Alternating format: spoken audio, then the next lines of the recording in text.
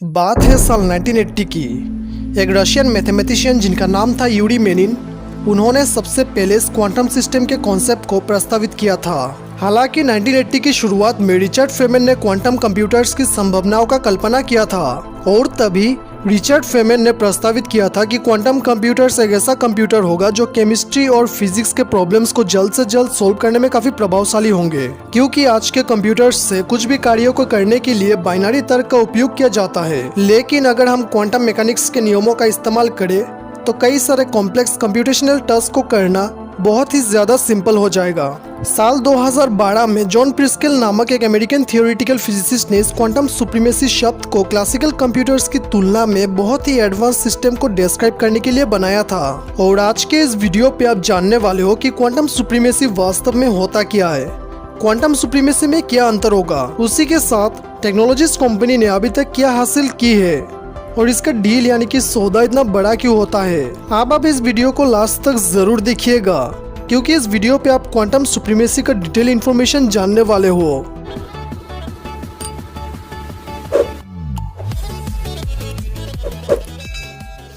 अब आप जान लो कि क्वांटम सुप्रीमेसी एग्जैक्टली क्या है। क्वांटम सुप्रीमेसी एक लक्ष्य है जो क्वांटम कंप्यूटिंग सिस्टम को बनवाना चाहता है, ताकि कोई भी प्रॉब्लम को क्लासिकल कंप्यूटर की तुलना में कम समय पे सोल्व किया जा सके। अब इसमें पावरफुल क्वांटम मशीन को विकसित करने के लिए इंजीनियरिंग के कार्य के साथ साथ कंप्यूटेशनल प्रॉब्लम को क्लासिफाई करने के लिए कंप्यूटेशनल कॉम्प्लेक्सिटी थ्योरेटिक टास्क भी शामिल है, जो कि क्वांटम कंप्यूटर के द्वारा ही सोल्व किया जा सकता है। अब हम ये कैसे श्योर करेंगे कि क्वांटम सुप्रीमेसी को वास्तव में हासिल किया गया है या नहीं।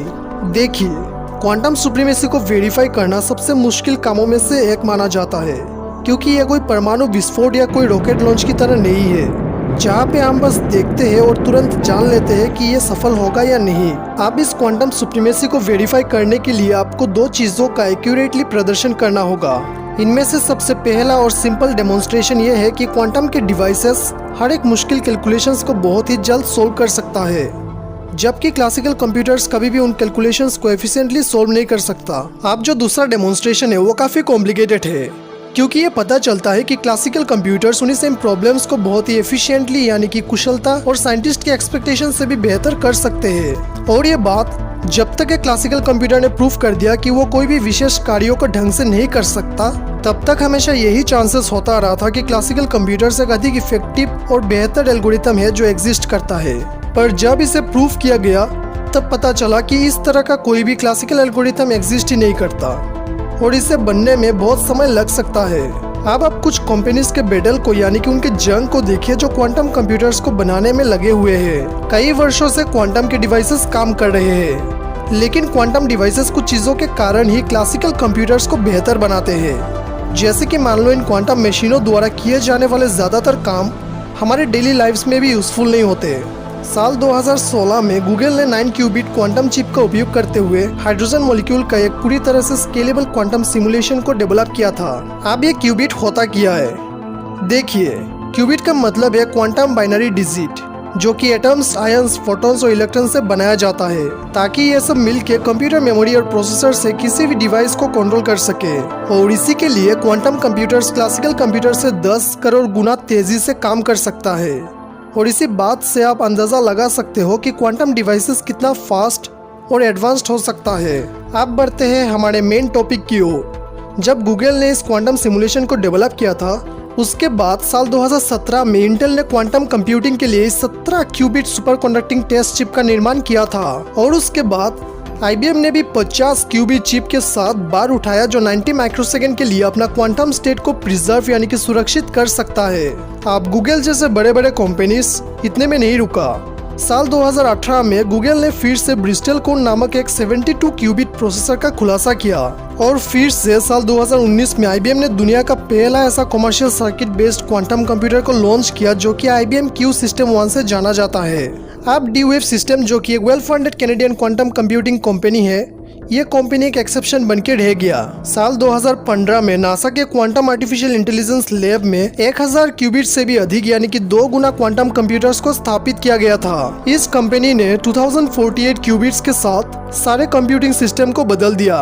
उनके डिवाइसेस एक विशिष्ट टेक्निक पर भरोसा करते हैं, जिसे क्वांटम एनीलिंग कहा जाता है, जो बहुत ही स्पेसिफिक प्रॉब्लम्स को सोल्व करने के लिए बनाया गया है। गूगल ने एक बड़ा अनाउंसमेंट भी किया था कि नीले रंग में से साल 2019 के अंत तक गूगल के रिसर्चर्स ने घोषित की है कि उन्होंने क्वांटम सुप्रीमेसी को हासिल कर लिया है। उन्होंने सिकेमोर नाम से एक 54 क्यूबिट प्रोसेसर को डेवलप किया जिसने 200 सेकेंड में एक रैंडम सैम्पलिंग कैलकुलेशन को सक्सेसफुली परफॉर्म किया था। गूगल के रिसर्च टीम के अनुसार एक क्लासिकल सुपर कंप्यूटर को उसी सेम कैलकुलेशन को करने में करीब 10,000 साल लग जाएंगे। अगर क्लासिकल एल्गोरिथम को कंपेयर करें तो इन महत्वपूर्ण काम को करने के लिए क्वांटम सुप्रीमेसी से अधिक पावरफुल एल्गोरिथम नहीं हो सकता। अब सवाल ये आता है कि क्या सच में गूगल ने क्वांटम सुप्रीमेसी को हासिल की है या नहीं। जैसे कि आप जानते हैं, गूगल ने दावा किया था कि उन्होंने क्वांटम सुप्रीमेसी को हासिल कर लिया है, जो क्लासिकल सुपर कंप्यूटर्स को उसी सेम कार्यों को करने में 10,000 साल लग जाएंगे। जबकि IBM ने यह दावा करते हुए कहा है कि उसी सेम कैलकुलेशन या कार्यों को 2.5 दिनों में क्लासिकल कंप्यूटर पर किया जा सकता है। गूगल के एक्सपेरिमेंट्स को ऐसे प्रूफ के रूप में नहीं देखना चाहिए कि क्वांटम डिवाइसेस क्लासिकल कंप्यूटर से ज्यादा एडवांस्ड है। हालांकि वह सुपर कंडक्टिंग आधारित क्वांटम कंप्यूटिंग में प्रगति को दर्शाता है, जो एक 53 क्यूबिट सिस्टम पर गेट फाइडेलिटी का अनवीलिंग करता है। जिन हेडलाइंस में क्वांटम सुप्रीमेसी को अचीव करने की बातें लिखा है वे सुनने में काफी इंटरेस्टिंग लगता है, लेकिन ये पूरी तरह से आम जनता को गुमराह करते हैं, क्योंकि क्वांटम सुप्रीमेसी के डेफिनेशन के अनुसार अभी भी असली गोल यानी कि लक्ष्य पूरा नहीं हुआ है। और अगर कोई आने वाले भविष्य में इसे डेमोन्स्ट्रेट यानी कि प्रदर्शित करता है, तब भी क्वांटम कंप्यूटर्स क्लासिकल कंप्यूटर्स पर शासन नहीं करेंगे। और इसका वजह quantum system classical super computer के साथ काम करेंगे, क्योंकि दोनों के पास ही यूनिक स्ट्रेंथ और बेनिफिट्स मौजूद है। अब जब इस क्वांटम सुप्रीमेसी का नाम रखा गया था, तब कुछ साइंटिस्ट इस क्वांटम सुप्रीमेसी शब्द को लेकर सहमत नहीं थे, क्योंकि उनके नजरों में सुप्रीमेसी शब्द को वायोलेंस, रेसिज्म जैसे शब्द मानते थे। उसके बाद उन्होंने एक नाम सजेस्ट किया और बोला कि क्वांटम सुप्रीमेसी के वजह क्वांटम एडवांटेज रख देना चाहिए। हालांकि जॉन प्रेस्किल, जिन्होंने क्वांटम सुप्रीमेसी शब्द को टर्म किया था, उन्होंने क्लेरिफाई किया कि वो भी इस बात पर जोर देना चाहते थे कि ये इतिहास में प्रिविलेज टाइम है। उन्होंने ये भी बताया कि क्वांटम सुप्रीमेसी ने सबसे अच्छी तरह से उस पॉइंट पर कब्जा कर लिया है जैसे वो बताना चाहते थे। क्वांटम कंप्यूटिंग में रिसेंट प्रगति ने कंप्यूटर साइंटिस्ट और फिजिसिस्ट का एक पूरा नया जनरेशन को इंस्पायर किया है, ताकि वो इंफॉर्मेशन टेक्नोलॉजी के एस्पेक्ट को बदल सके। अभी currently scientist fault tolerant quantum machines के ऊपर काम कर रहे हैं, जो वास्तविक समय में कंप्यूटेशनल एरर को ठीक करने में सक्षम होगा। क्वांटम कंप्यूटिंग में इस आर्ट की वर्तमान स्थिति को ध्यान में रखते हुए ये लक्ष्य को करने में कई वर्ष दूर है। कई टेक कंपनीज इस फॉल्ट टॉलरेंट क्वांटम डिवाइसेस को जल्द से जल्द डेवलप करने के लिए करोड़ों डॉलर का इन्वेस्टमेंट कर रहे हैं। हालांकि सबसे बड़ा सवाल ये भी है कि क्या क्वांटम मशीनों को जरूरी टास्क करने से पहले फॉल्ट टॉलरेंट होने की आवश्यकता होगी। फॉल्ट टॉलरेंट का मतलब है कि ये एक प्रॉपर्टी है जो अगर कोई भी कंपोनेंट्स कुछ भी काम को करने में फेल हो जाता है, तो इस फॉल्ट टॉलरेंट की मदद से उस कंपोनेंट की फेलियर के कंडीशन में भी अच्छे तरह से सिस्टम को ऑपरेट करने में सक्षम बनाता है। और इस तरह के मशीन्स कई वैल्यूएबल एप्लीकेशंस का वादा करते हैं, जैसे कि क्वांटम कंप्यूटिंग मौसम की भविष्यवाणी में सुधार कर सकते हैं, साइबर सिक्योरिटी को भी मजबूत कर सकता है। उसी के साथ एयरप्लेन और व्हीकल की हल्की बैटरी के लिए नए मटेरियल को डिजाइन करने में मदद कर सकता है। ये क्वांटम कंप्यूटिंग इंडिविजुअली मॉलिक्यूल्स को सटीक रूप से मैप कर सकता है, जो बदले में फार्मास्यूटिकल रिसर्च के अपॉर्चुनिटीज को खोल सकता है। और इतना ही नहीं, ये क्वांटम कंप्यूटिंग बैंकिंग सेक्टर पर भी मजबूत प्रभाव डाल सकता है।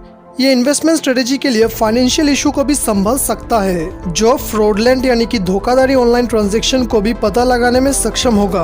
अब यार वर्तमान में इससे अनुमान लगाना बहुत ही टफ है कि कौन सी इंडस्ट्री का क्वांटम कंप्यूटिंग सबसे ज्यादा इम्पैक्ट करेगा, क्योंकि इस डिवाइस को बहुत ही कम टास्क पर टेस्ट किया गया है। और यह तो वक्त ही बता सकता है कि भविष्य में क्वांटम के युग में क्या परिवर्तन आने वाले हैं। अब आपको ये वीडियो कैसा लगा, और इस विषय में अगर आपके दिमाग में कोई भी सवाल हो तो हमें कमेंट करके ज़रूर बताइएगा।